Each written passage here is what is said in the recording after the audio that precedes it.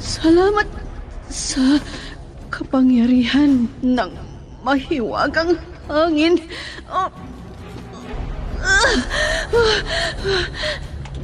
Nandito na ako sa kuweba. Aray ko! Manganganak na ako!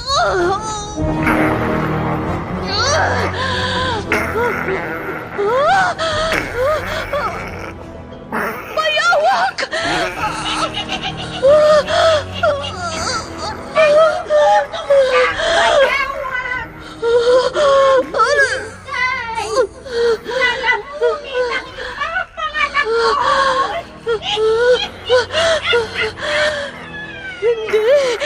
Hindi ko ipahihintulot. Bathala ng hangin! Iligtas mo ang lahi mo!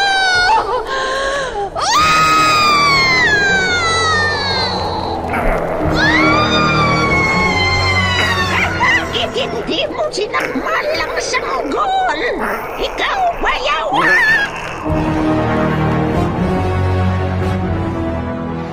Immortal. Kasaysayan ng isang dayuhan na hindi mapagtanto ang pinanggalingan.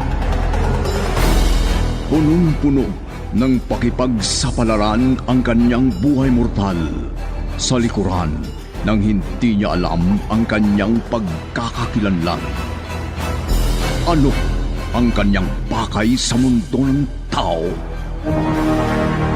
Immortal! Naiibang nobela na inyong mapapakinggan sa oras na ito mula Lunes hanggang Sabado. Nobela at sa panulat ni Leti Astudillo Aquino at sa direksyon ni Lubimin Aquino Sr.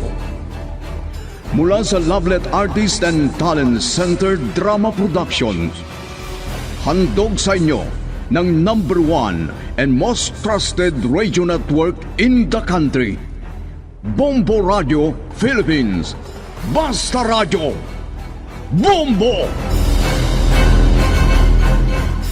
Immortal!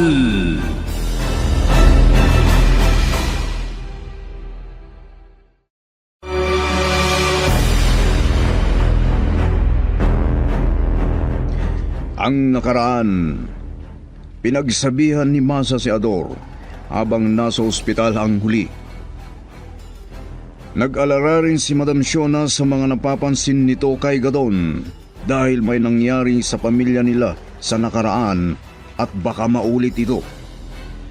Nabuo na rin ang plano ni Gadon na hulihin ang buwaya kasama ang sawa at dalhin ito sa lugar na pag-alagahan sa mga ito.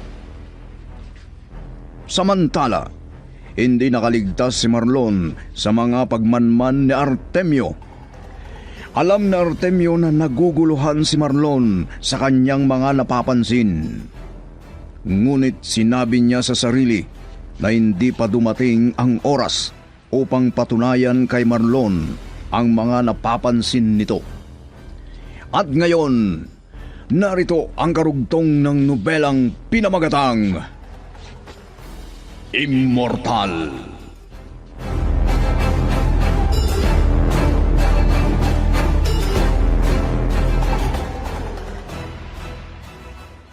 Ang buhayang iyon ang sanhi ng lahat ng nangyayari sa akin.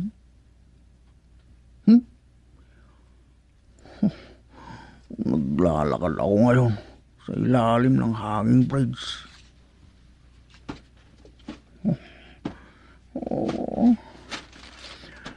Ang masama nito, parang umiikot ulit ang paligid ko. Masakit na naman ang ulo ko. Paano ito? Marami pa namang gamot ang iniinom ko sa ospital. Pero hindi ko yun dinala nang lumabas ako ng palihim mula sa nurse na nagbabantay sa akin. Mahina rin kasi ako. Kaya siguro nahihilo ako.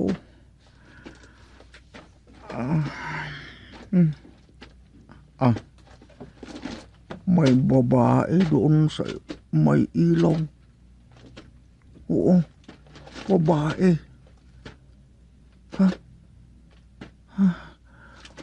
May dala siyang panghuli ng isda. Hinang-hina na ako talaga. Gutom na ako. Baka may dala siyang makakain.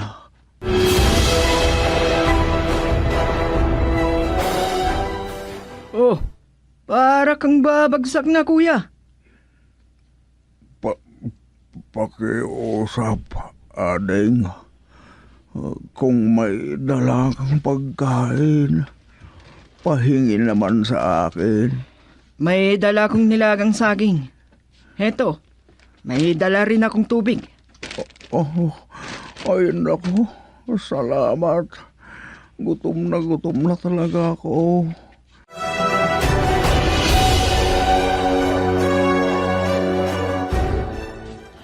Alam mo, lagi akong inaasar ng mga katropa ko. Tinatawag nila akong lalaki. Pero birong malisyoso lang naman ang kapwa ko babae. Ngunit, hindi ka naman mukhang lalaki sa paningin ko, ading. Mas lalo ka pang gumaganda nga eh. Ganun ba? So, may nararamdaman ka naman pala. Ano? Gwapo ka kasi, kuya. Pero parang may lamya ka. Pagkamalamya. Hindi ako. Lalaki to. Lalaki ako. Ading, hindi ako bakla. Ikaw naman, kahit ipakita ko pa sa'yo ang katibayan. Hindi naman sa ganun. Oh, ano ba talagang ginagawa mo dito? Inaabangan ko ang bayang lumamong sa naglalako ng balot. Ano? Oo. Oo nga. Yan nga ang kinakatakutan ng mga tao dito. Kaya minsan nagdadalawang isip silang dumaan sa hanging bridge. Ano? Ikaw, hindi ka ba natatakot sa buhaya? Bakit parang wala kang kaba na palakad-lakad lang dito sa ilog? Sanay na ako, kuya. Lagi akong lumalangoy at sumisisid dito sa ilog na parang isang isda. Kapag nagpakita sa akin ng buhaya, tutusukin ko ang mga mata niya. Dudurugin ko pa siya. Ano? Ano pa ba ang silbi ng palakol na ito? Tusukin mo na nga. Sige. Kung ano ang sabi mo, baka sakaling matusok ko siya sa pinagtataguan niya. At baka doon mismo sa lungga ng buhaya siya natutulog. Ang tapang mo. Dudurugin ko kaagad ang buhaya kapag nakita ko siya. Teka, huwag, babae. Ading, huwag. Kawawa rin naman ang buhaya kung dudurugin mo. Ano raw? Tao na ang nilalamon niya. Kakaawaan pa ba? Baka naman dudurugin ka rin ng bus ko kung ganyan ang gagawin mo. Ha? May boss ka? Oo. Gusto ni Boss Gadon na mahuli yung buhaya para alagaan niya sa farm niya. Magtatago pa lang buhaya. Astig yun ah. Ang ganda nun.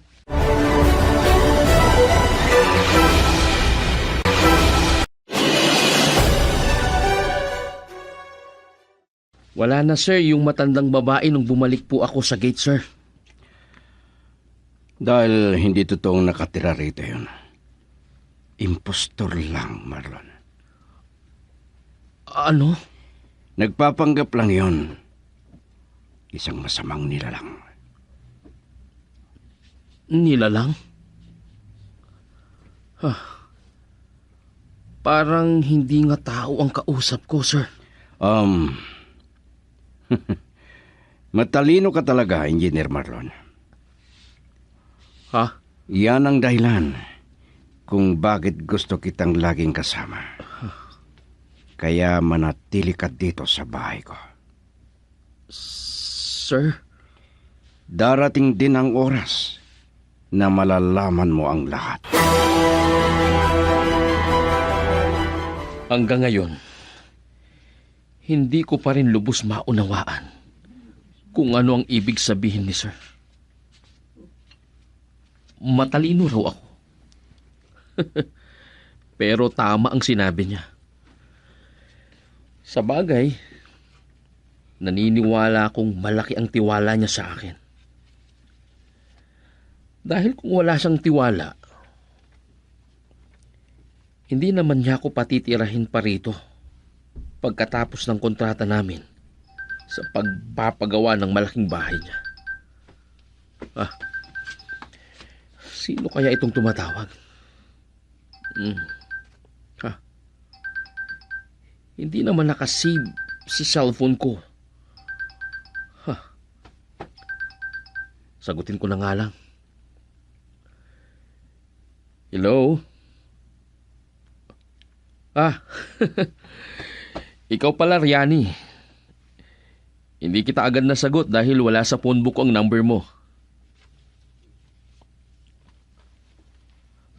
Ano raw? Hinahanap mo si Ammar?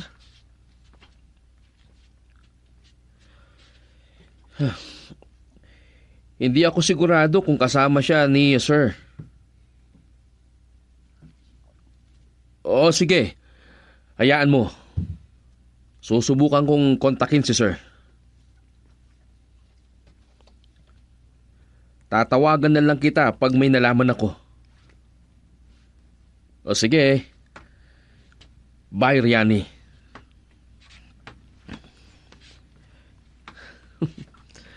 Sigurado akong kasama ni Sir si Ammar. Dahil ginamit niya yung helicopter. At estudyante niya si Ammar.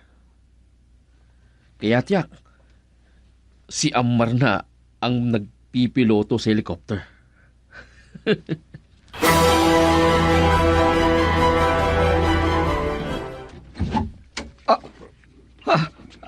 Ador?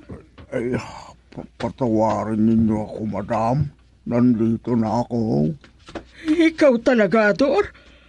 Sige, pumasok ka. Diyos ko, Ador. Ano bang pumasok sa isip mo at tumakas ka sa ospital? Kasi, madam, hindi ko matiis na bantayan ako ng mga espiritong nakapalibot sa akin. Binabantayan ako ng mga nilalang na iyon. Ano? Oo, madam. Oo, kaya tumakas ako. Kasi pumunta ako sa may tulay. At bakit ka doon pumunta? Alam kong ang buhayang kasama ng mga espiritong iyon, madam.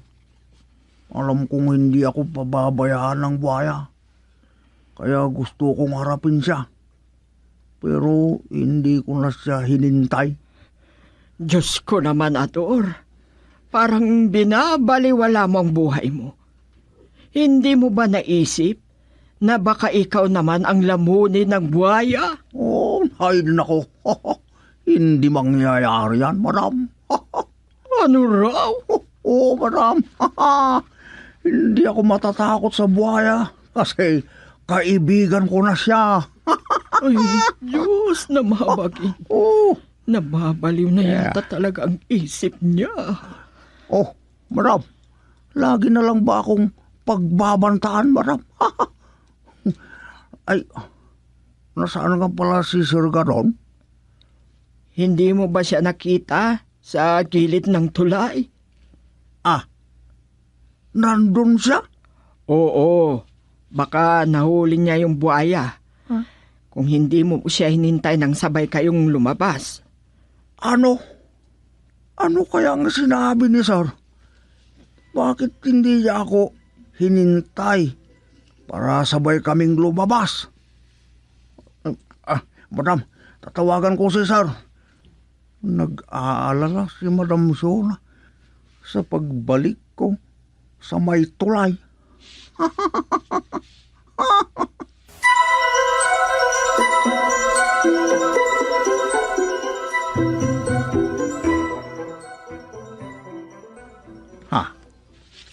Sabi ko nga,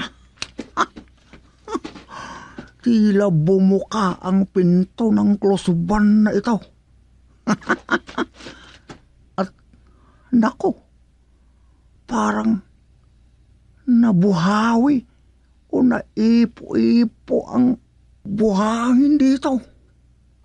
Oh, baka nagwala ang buhaya bago nila nahuli. 100% na nahuli ni Sir Gadon ng baya. Tatawagan ko baka sakaling makontak ko na si Sir Gadon. Sabi kasi na akong mag-alaga sa buhaya Pero, bakit hindi niya ako hinintay?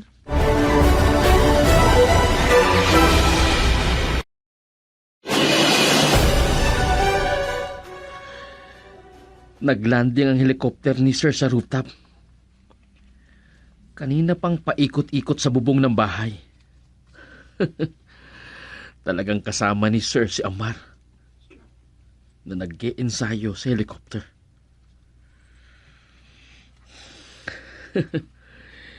Ituturo talaga sa kanya kung paano maging isang piloto. Magaling na bata si Amar. Baka balang araw maging katulad ni Sir. Pero, totoo nga ba ang sinabi sa akin?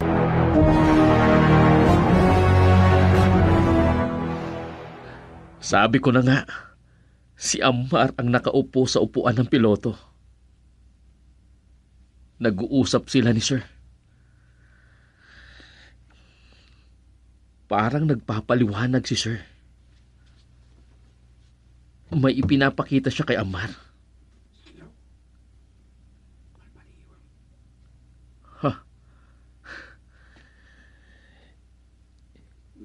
May pasenyas-senyas pa si Sir. Teka lang. Tinitingnan naman ni Amar si Sir. Mabuti sa batang iyon kung naiintindihan niya ang sinasabi at itinuturo ni Sir.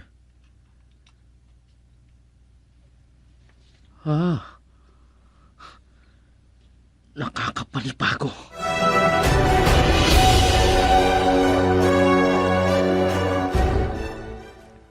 Oh, Marlon. Nandito ka pala sa rooftop. Talagang hindi ordinaryong bata si Amar, Sir. Ano? Oo, Sir. Hindi pangkaraniwang bata. Talentado. Genius si Amar. Huwag ka masyadong magpalabis ng papuri. Totoo yung sinabi ko sa inyo, Sir. Si Dahlia, kumusta naman ang pag-aaral niya? Ang kwento niya sa akin, mahirap daw yung kursong kinuha niya. Pero gagawin niya ang lahat para makayanan ito. Mabuti. Maganda ang plano ko. Kung matutupad ang lahat ng plano kong gawin dito sa mundong ito, mayroon itong malaking epekto. Mundong ng tao? Sinasabi niyo, Sir? Ibig kong sabihin sa mundong ito, di ba? Hindi ba may mga libro na naglalarawan kung ano ang mangyayari sa anumang pagkakataon? Mayroong nakalaan na hinaharap, hindi ba? Oo sir. May mga tatak sa mundo. Hindi lang sinasabi kung kailan darating. Iyan ang sinasabi ko, Marlon. May malaking epekto kapag dumating ang panahon na iyon.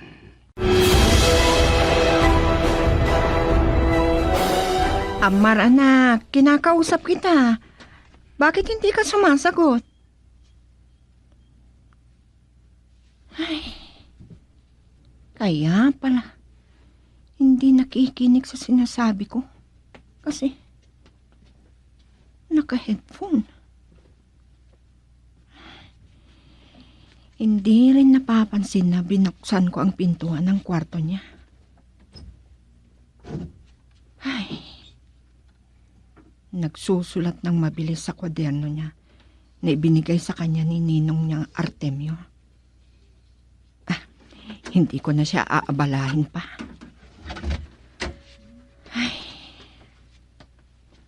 malaki ang pasasalamat ko sa kabaitan ni Amar.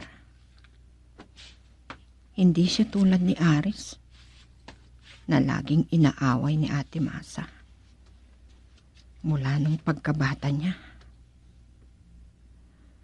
Ang bata pa lang niya, pero puro problema na ang pasan niya lagi.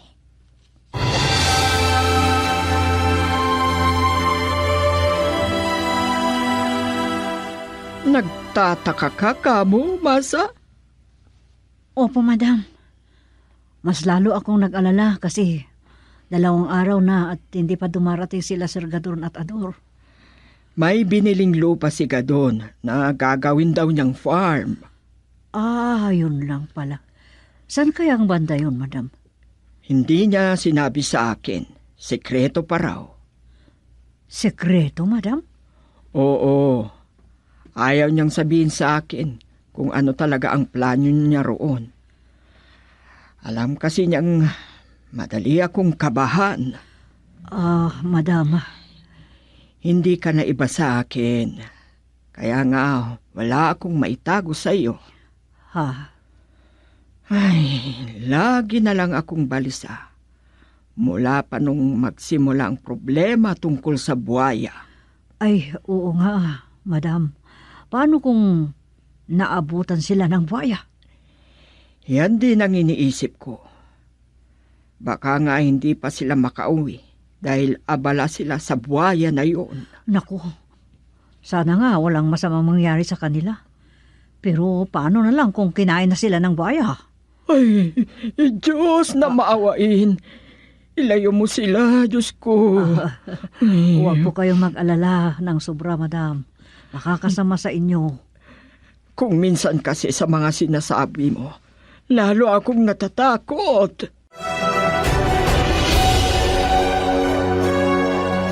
Ay, hindi ko talaga mawari kung bakit laging isinasama ni Sir Artemio ang anak ko sa mga biyahe niya. Samantalang hindi nakapasok si Amar sa paaralan.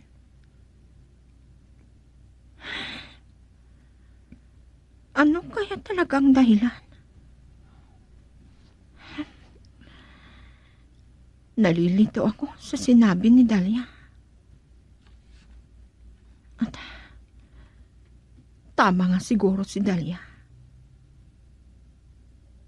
Hindi ko siya masisisi kung ayaw niyang magsalita. Kung meron man siyang nalalaman. Pero hindi ko na rin kayang magtanong pa kay Amar o kaya kay Sir Artemio. Mananahimik na lang muna ako.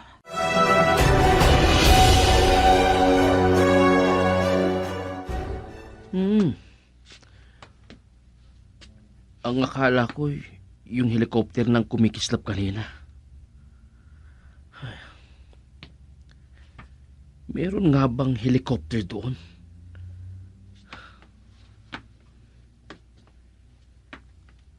Nasaan kaya si Sir? Ang alam ko'y natutulog na siya. Dahil lang sabi niya, gusto niyang magpahinga ng maaga. Dahil marami daw siyang gagawin bukas. Babalik na lang ako sa ibaba. Dahil iatok na ako.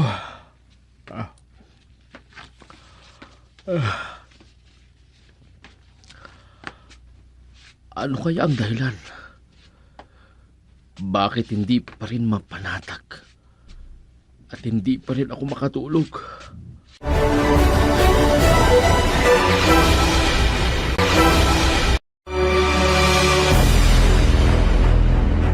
Ano pa ang mga susunod na mangyayari sa bagong nobela na aming pinamagatang Immortal?